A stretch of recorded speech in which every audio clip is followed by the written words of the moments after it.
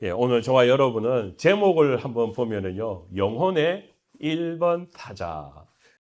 여러분, 야구 보면은요, 1번 타자가 얼마나 중요한지 아세요? 여성분들은 야구 같은 데 관심이 없으니까, 1번은 1번이고, 뭐 2번, 2번이고, 3번, 아무나 나와서 치는 거 그냥 순서대로 치는 거 아니냐 하지만, 감독의 입장에서는 1번은 상당히 중요하거든요. 그래서 보면 1번 선수가 나올 때, 빵빠빵 그러면서 막 올리면서 그 1번 선수가 어떻게 하느냐에 따라서 그 게임이 상당히 많이 달라지게 됩니다. 그래서 제가 조금 이따가 마침 시간 때는 제가 이 제목에 대해서 여러분께 잠깐 설명을 드리도록 하고요. 오늘 말씀을 준비하면서 저는 7월 말, 우리가 이제 얼마 전이죠. 한국에 떠들썩한 뉴스가 있었습니다. 제가 요즘 떠들썩한 뉴스를 종종 이야기하는데 한번 생각해 보십시오. 7월 말에 우리 한국에서 떠들썩한 뉴스가 어떤 게 있었는가?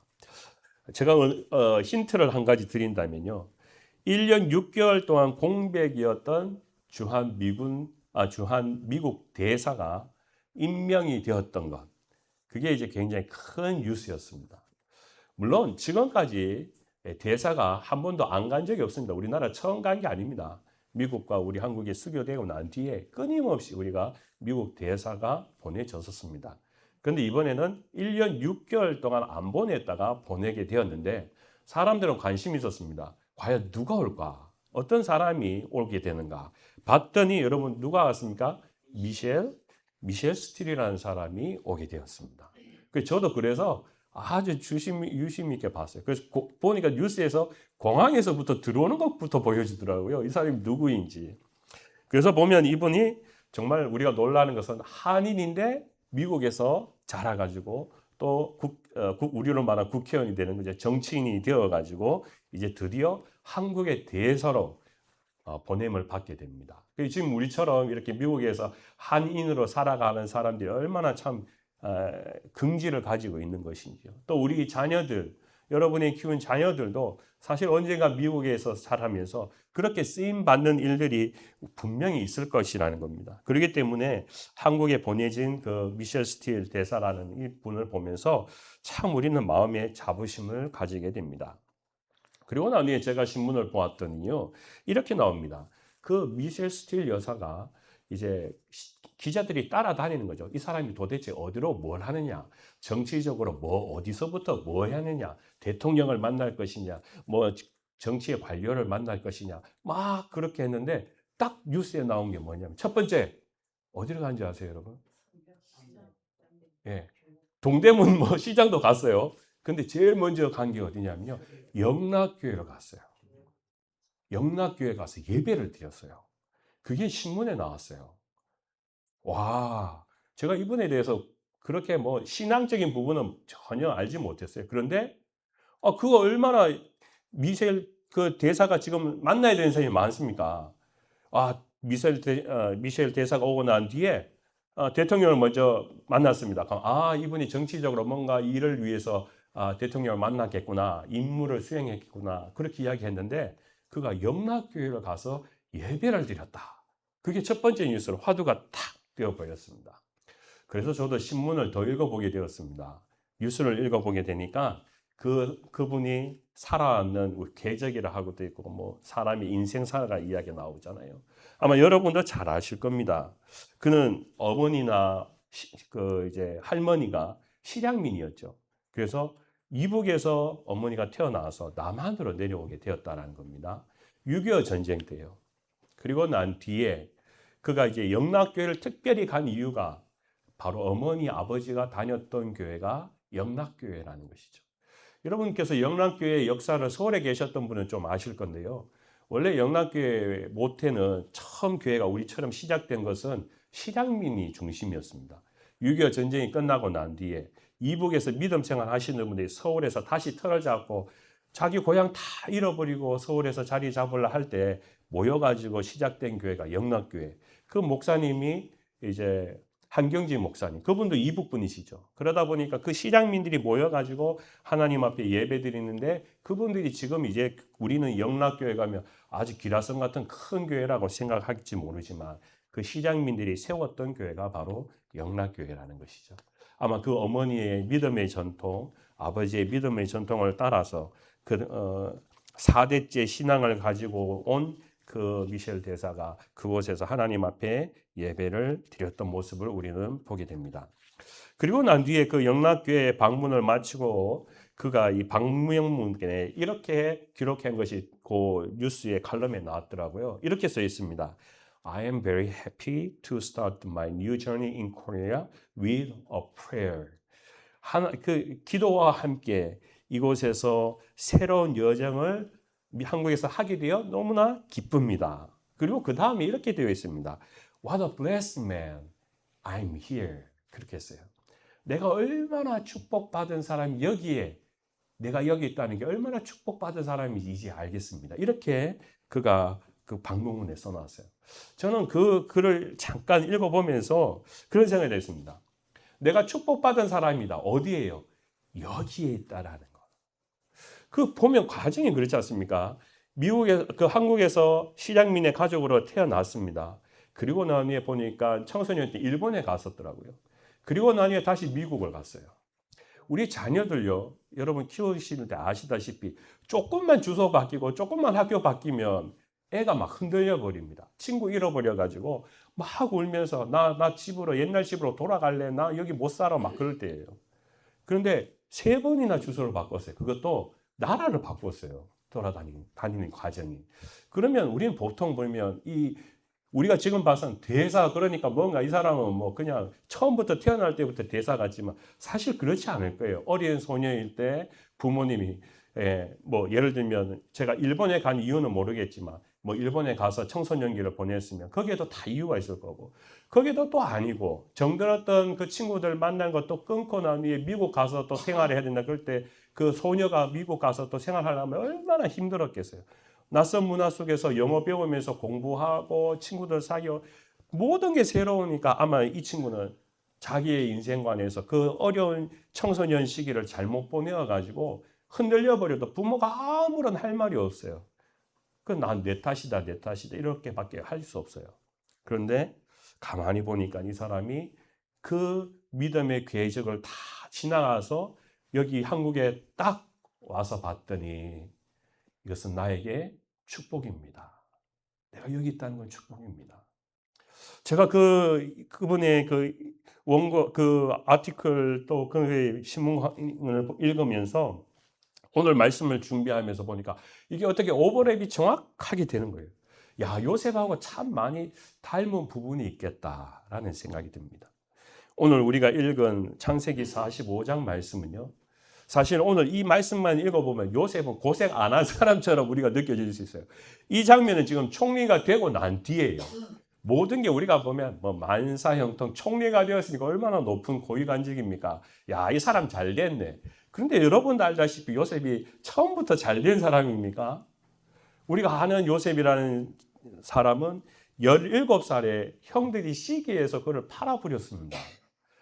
아버지가 아들 이 요셉은 자색 옷을 입히고 있으니까 형들이 배알이 꼬이는 거예요.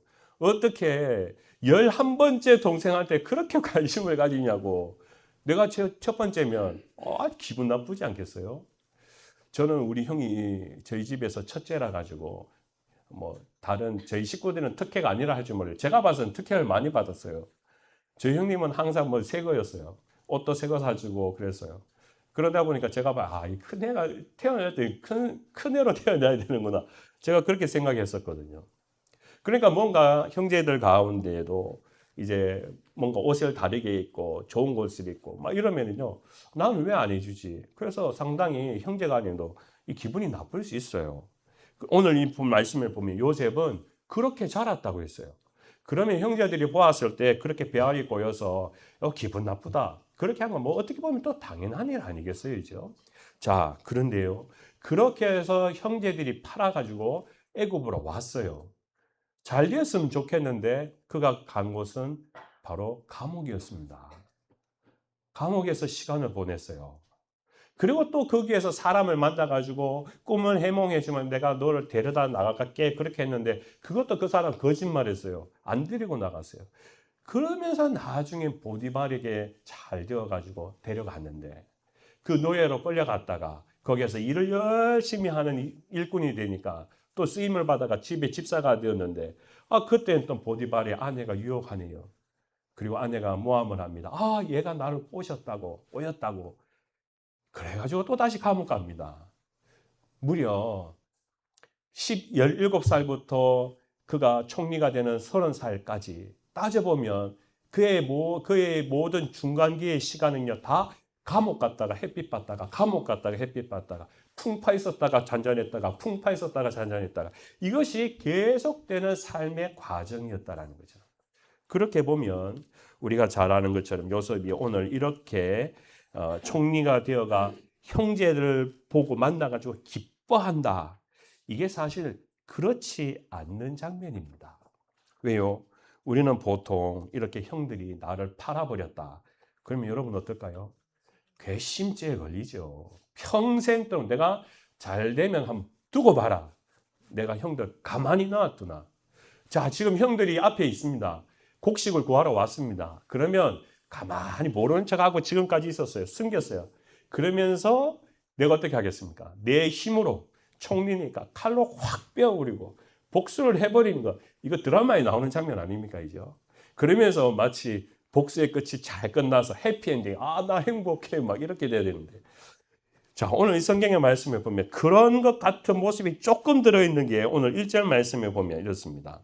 요셉이 시종하는 자들 앞에서, 여기 이제 시녀, 우리가 종들이라 하겠죠. 그들 앞에서 정을 억제하지 못하여 소리 질러 모든 사람에게서 물러가라 하고, 여기 펑펑 울었다라는 것을 이야기합니다.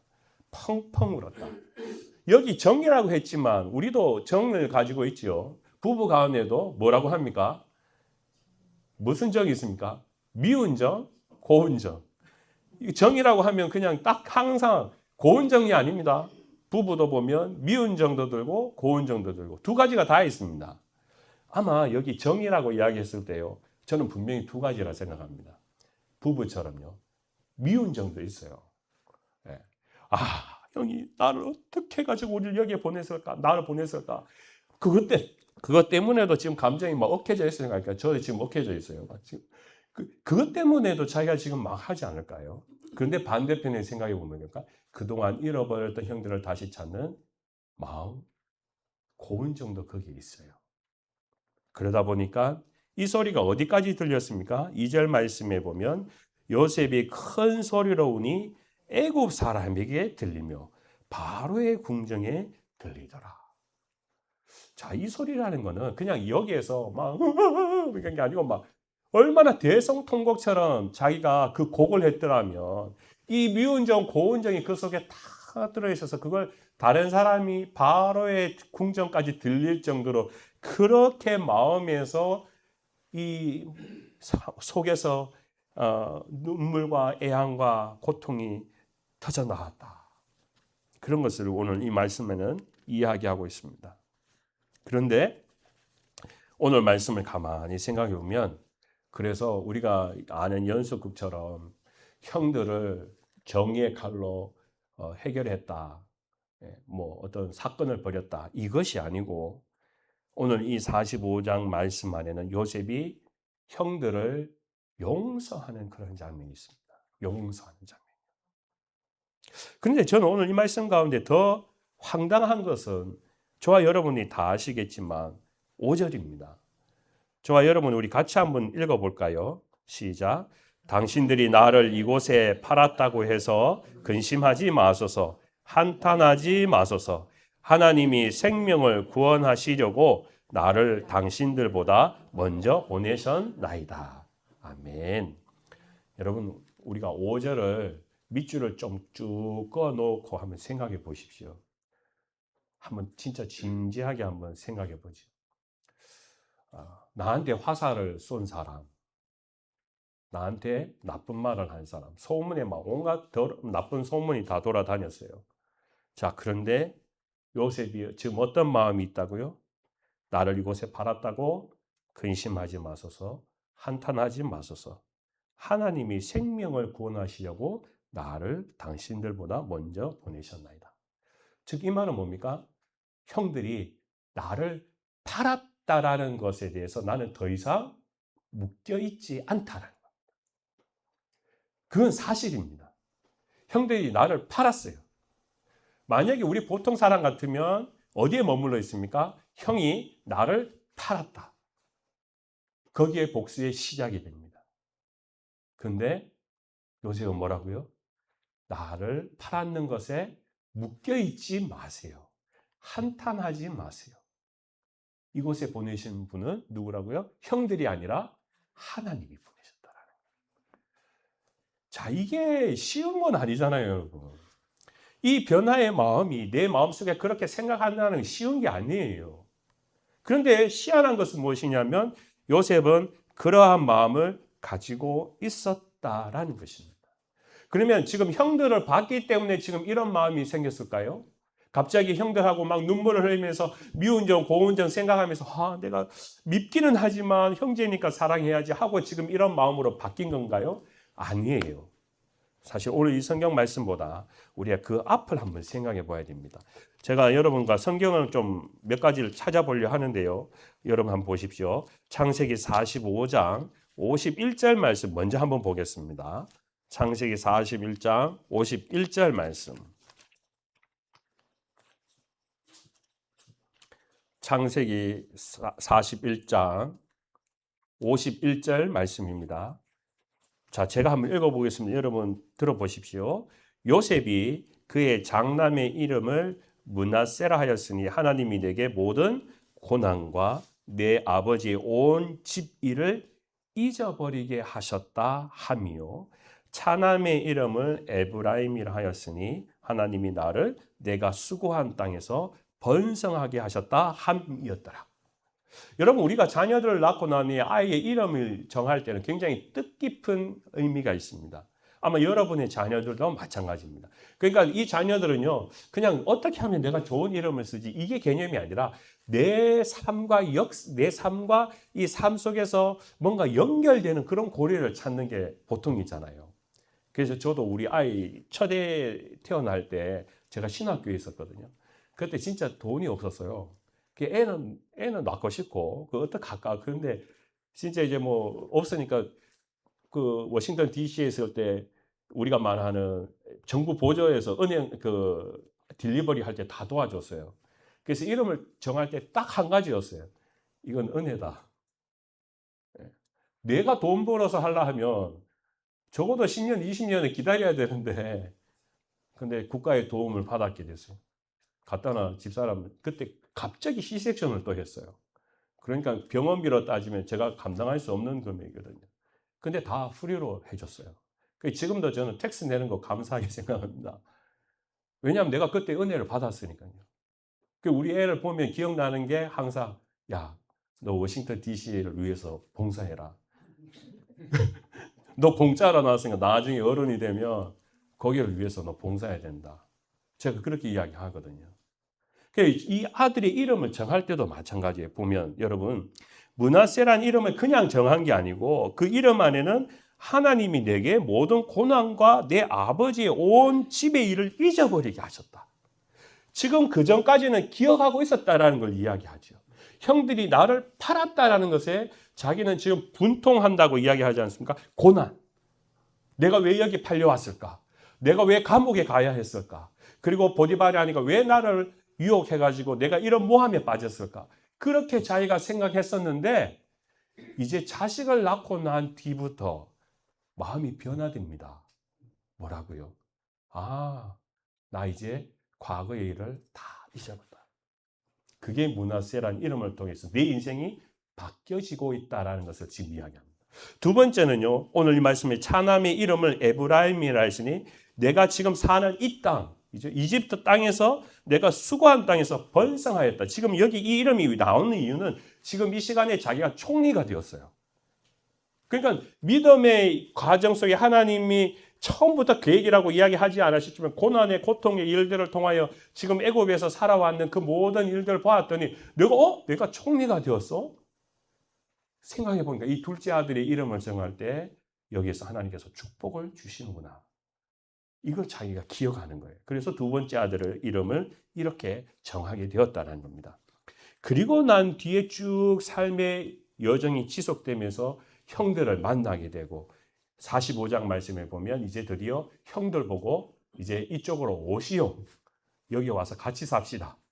우리 이민자들 보면은 미국 먼저 와가지고 여기 삽시다 하고 초대하는 사람들 많잖아요.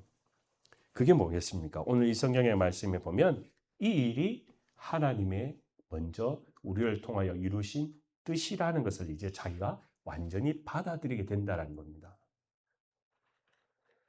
오늘 저와 여러분들 이 과정 속에 우리가 가만히 생각해 보면 우리도 그러한 삶의 흔적들을 쫓아서 지금 가는 것은 아닐까요? 오늘 제가 이제 두 번째 제가 여러분께 나누고 싶은 것은요. 이 총리가 되었다라는 것을 의미하는 게 뭔가라는 것을 제가 여러분께 설명을 한번 드리고 싶은데 이 41장 우리가 51절에 제가 여러분께 이 총리가 되고 난 뒤라고 이야기했는데 그 전에 이제 총리가 되는 그 과정을 한번 살펴보면 이렇습니다. 바로가요 꿈을 꾸었습니다.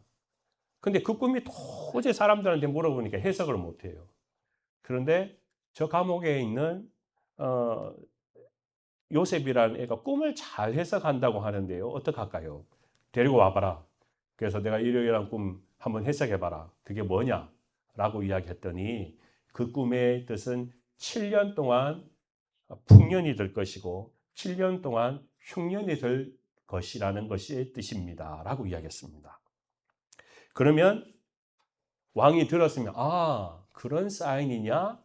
라고 하고 끝마칠 수 있어요. 그게 뭡니까? 꿈을 해몽하는 사람이죠. 자, 그런데 오늘 성경 말씀 제가 여러분께 잠깐 말씀을 드리고 싶은 건요. 31장 우리 그 41장 33절 말씀 우리 같이 한번 보시겠습니다. 33절 말씀 보면 이 꿈에 대해서 어떻게 하는지 한번 보십시오.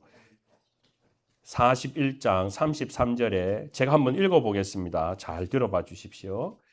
이제 바로께서는 명철하고 지혜 있는 사람을 택하여 애굽 땅을 다스리게 하시고 바로께서는 또 이같이 행하사 나라 안에 감독들을 두어 이 7해 풍년에 애굽 땅의 5분의 1을 거두되 그들로 장차 올 풍년의 모든 곡물 거두고 그 곡물을 바로의 손에 돌려 양식을 위하여 각 성읍에 쌓게 두소서. 이와 같이 그 곡물을 이 땅에 저장하여 애굽 땅에 임할 7해 흉년에 대비하시면 땅이 이 흉년으로 말미암아 망하지 아니하리이다. 요 33절에서 36절의 말씀은 사실 꿈을 해몽하는 자의 이야기가 아닙니다. 꿈을 해몽한다라는 것은 왕이 꿈꾼 것을 그냥 7년은 풍년이고 7년은 흉년입니다. 이것만 하면 됩니다. 그런데 바로가 물었을 거예요. 그죠? 오늘 말씀에도 그러죠. 야, 이 꿈을 그러면 너가 생각하는 풍년과 흉년 어떻게 하면 되냐? 그러면 요셉이 뭐라고 대답해야겠습니까?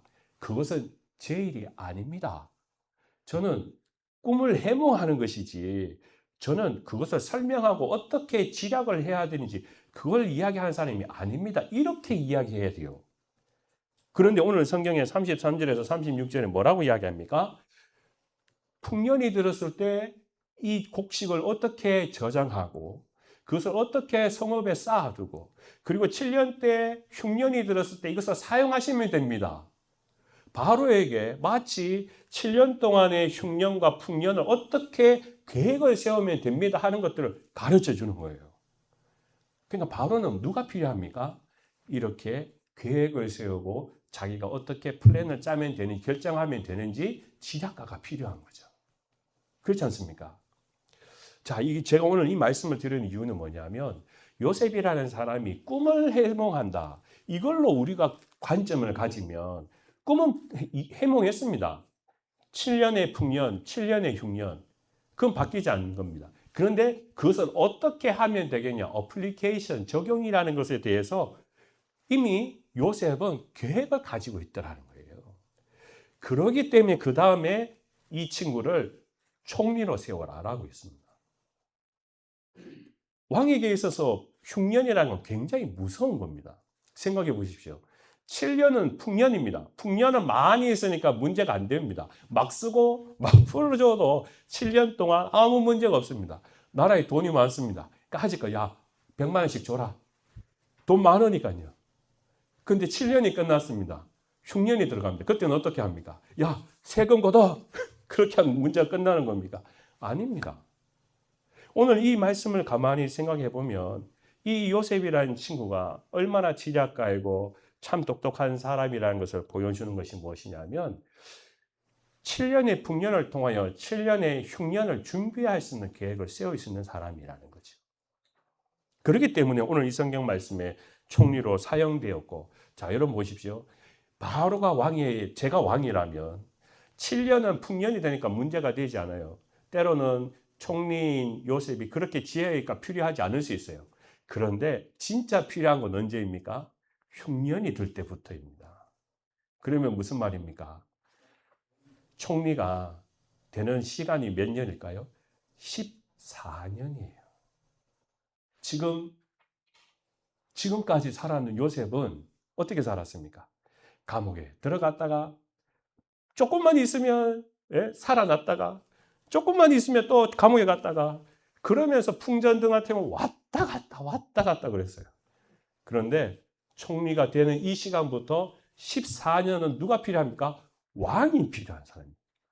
그러면 그 14년은 흔들리지가 않습니다.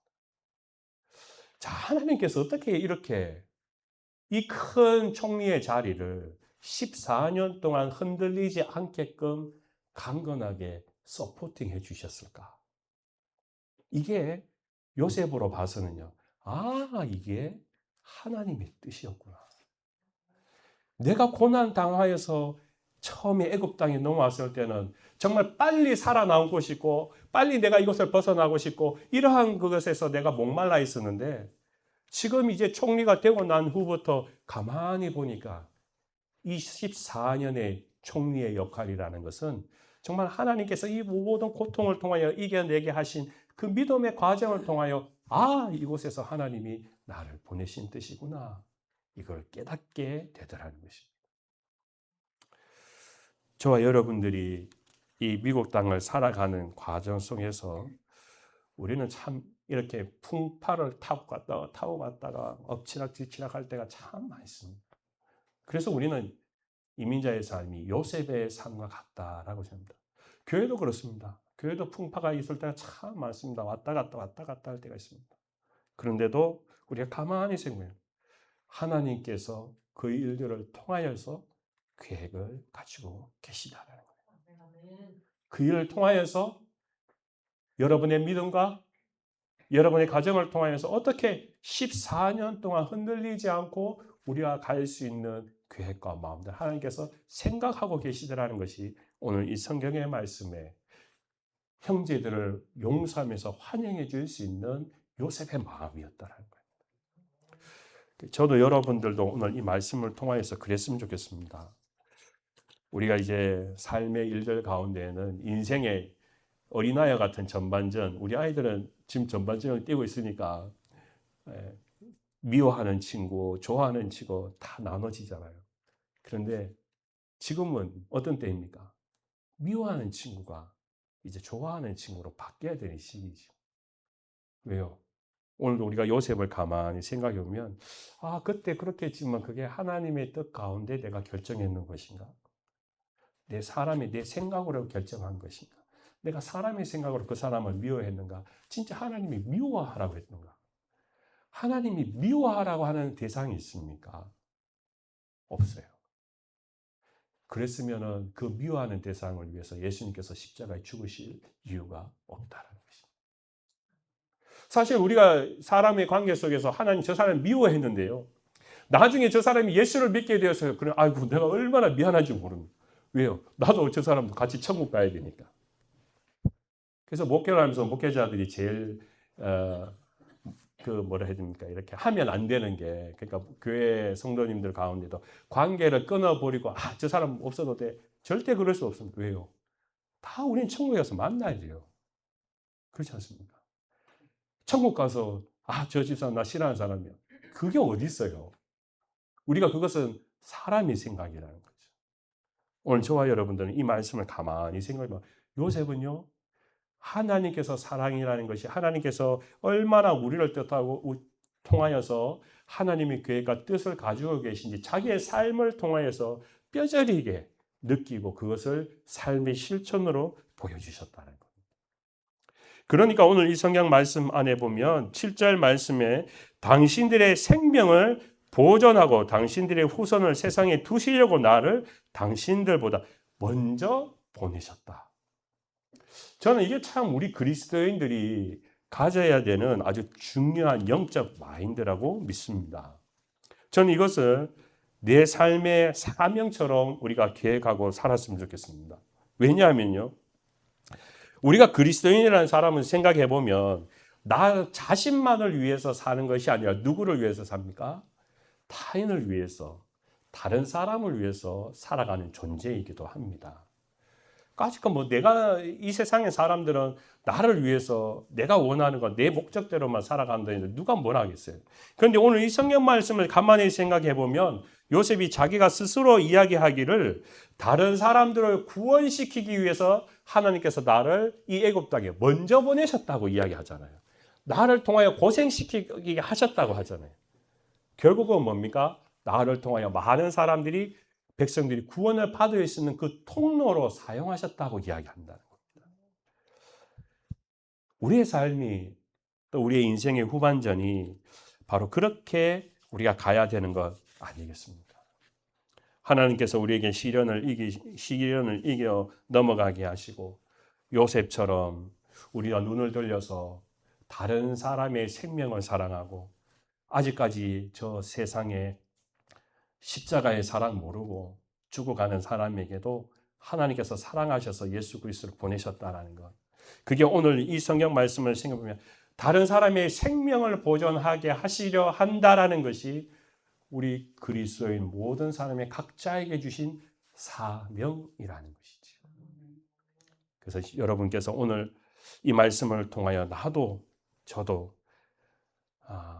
정말 이 요셉과 같은 마음으로 다른 사람들을 같이 생각하면서 배려하면서 우리가 믿음 생활하고 그들에게 예수 그리스도를 전파하는 저와 여러분의 믿음 되시기를 주님의 이름으로 축원합니다. 오늘 제가 말씀을 맺으면서 제목에 관하여서 제가 잠시 설명을 드리고 싶습니다. 야구 경기에서 1번 타자는요, 감독의 목적이 있습니다. 그 목적은 이렇게 이야기하는 것과 똑같습니다. 야, 너 무조건 살아야 돼. 무조건 살아서 일로 나가야 돼. 그런 사명만 있는 사람만 1번을 세우는 거예요. 아니 뭐 좀 칠 수도 있고 잘 칠 수도 있고 못 칠 수도 있지 않습니까? 그런 마인드 가진 사람은 1번 안 세웁니다. 감독이 야 무조건 살아남아. 그렇게 하면 예 어떻게든 제가 살아남겠습니다. 1루까지 진출하겠습니다. 그래서 어떤 경우는 1번 선수가 번트를 대는 사람도 있어요. 번트 되면 죽을 수도 있어요. 그렇지만 번트 되는 목적이 있어요. 내가 살기 위해서 가는 거예요. 자, 하나님께서 요셉을 가만히 생각해 보면 1번 타자는 누구였냐? 원래는 루벤입니다. 루벤이 장자예요. 11번, 저 끝에 있는 11번이 요셉입니다. 근데 그를 데려다가 애굽 땅에 먼저 보내셨다. 너 살아있어. 살아서 하나님이 누구신지 보여줘야 돼. 그 사명. 그래서 오늘 제가 여러분에게 말씀드려요. 영혼의 1번 타자. 생명으로 태어난 1번 타자가 아니고 영혼으로 봤을 때 하나님께서 11번인 그 요셉이 하나님이 가장 원하신 1번 타자로 만드신 거예요.